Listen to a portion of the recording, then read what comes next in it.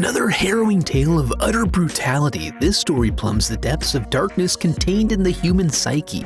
We open on a helpful info card warning us that this film is based on true events, in that violent crimes do take place in the US sometimes. We then take a throbbing ride through a pulsating suburban neighborhood and straight out into the sticks. A 911 call then plays as a couple of young Mormon boys describe entering a house and finding blood all over. Now we go back again to a sad young couple, Kristen and James, arriving at a family vacation home after an apparently gut-wrenching event. Kristen timidly stubs her butt outside and heads in to find that James, the old dog, had planned a magically erotic evening for the two of them. Now he's left to clean up the mess as their shattered relationship is just not conducive to romance. While Kristen bathes, James calls his buddy Mike and leaves a message asking for him to come pick him up in the morning since things are going so poorly. After this, we flash back to see that their evening started at a wedding. Hoping the general environment has moved Kristen into a certain mindset, he invites her outside. There he delicately carries her across the lot before setting her down and pulling out a ring. Based on the aftermath, we can guess her answer. Yeah, but it was just a promise ring, no big deal. Anyway, he buries his feelings in a carton of ice cream and imagines what it might be like to be able to disappear. When Kristen joins him, he offers up the ring as a consolation, hoping to demonstrate his financial fitness as well as potentially trick her into marriage. A reasonable plan B. And then they wonder, as we all do, where a committed couple goes in their relationship after this level of rejection and embarrassment. James starts by putting on some music and then they attempt to comfort each other. This seems to get things heading back down the right track, but their consummation is interrupted by a loud knock on the front door. A faceless young woman has come calling, looking for Tamara at 4 a.m. They confirm that she has the wrong house, so she heads off. Hey, no harm, no foul. Kristen is then overcome with an urge to suck on some cigarettes, and James was looking to take a relaxing drive. So he transitions the fire from their loins to the fireplace to keep her warm and comfortable before going outside to get his pre-drive buzz on. He then drives into town as she checks out her new ring, trying to guess in her mind how much she may be able to pawn it for. She passes the time lazing about before being startled by a single loud knock on the door. It's followed by several others as she slowly approaches. She calls out to her night visitor, who meekly asks about Tamara again and seems confused by the revelation that she's already been to this residence. Kristen then goes to stare out into the eerily calm night, taking solace in the fact that nothing bad ever happens to good people. But then, as if on cue, the fireplace starts smoking out, setting off the smoke detector. She disables it in the customary fashion and then is alarmed by more persistent knocking on the front door. She plugs in her phone, then calls James from the landline to let him know there are strange happenings afoot and requests that he hurry back.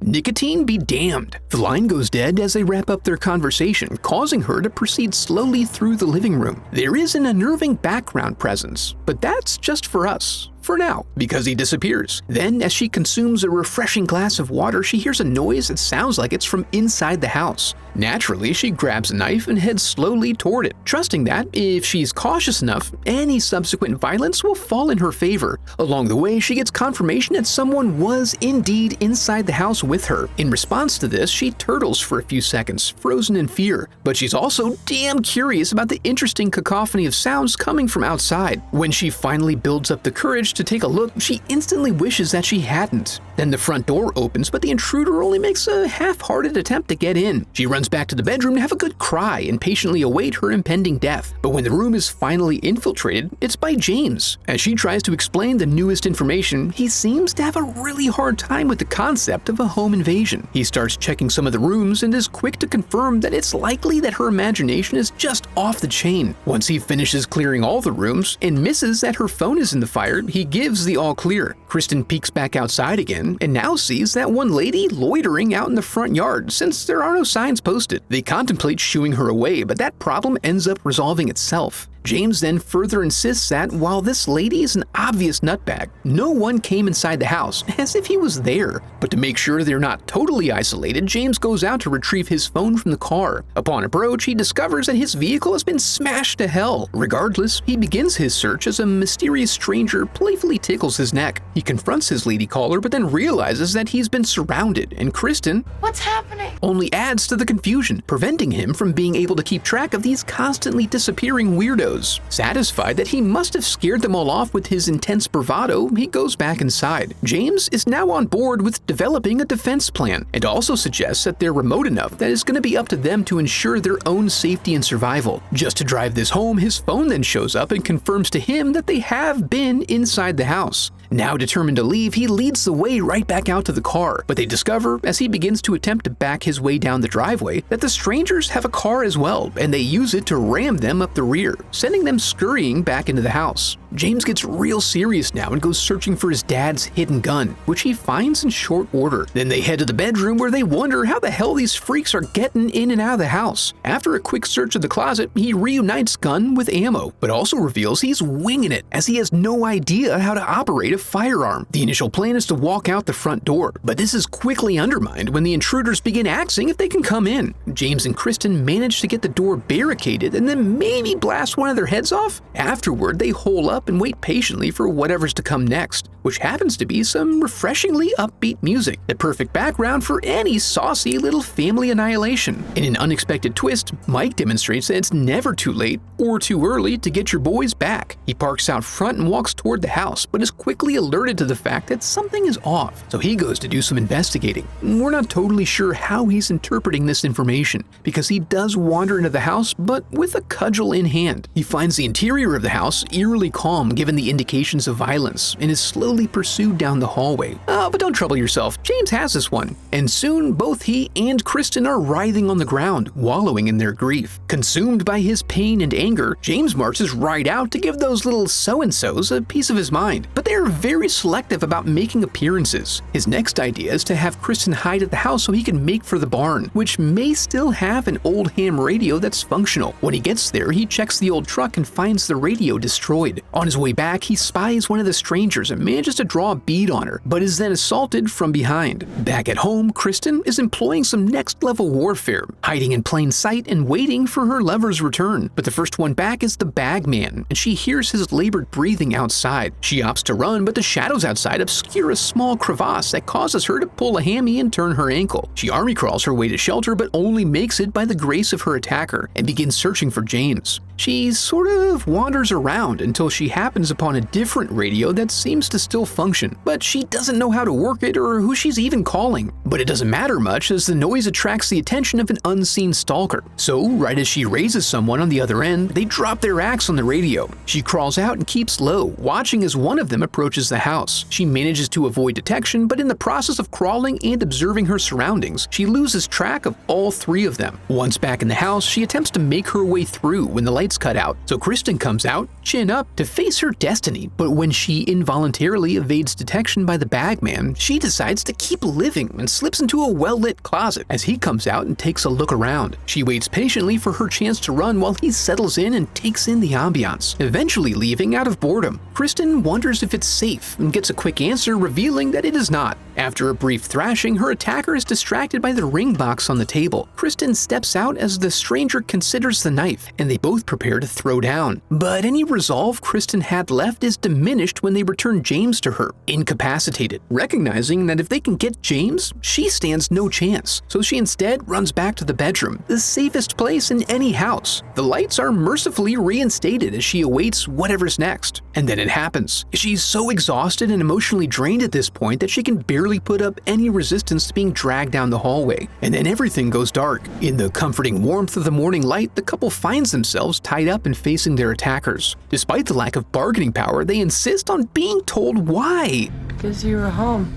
Oh, thanks. They then ruminate on their unending sequence of failures, as our curious little home invaders let their face skin stretch out and breathe a little before they begin some experimental stabbing. And they're gender inclusive, in both the giving and the receiving. An unspecified amount of time later, the crime scene appears to be vacated. Kristen is brought back to life by the ringing of Mike's phone, the only communication device they forgot to destroy. She's mildly to severely anemic at this point, but manages to drag herself over regardless. Unfortunately, it's revealed that she's not yet alone, and she is relieved of her BlackBerry. Then the Mormons roll up and are confronted by the trio. Luckily for the young man, they're only interested in hearing the good word, and upon confirming she lives a life of intermittent sin, a pamphlet is bestowed upon her. Then we circle back around to see the context of the 911 call from the opening, while Kristen ensures these boys never sleep again.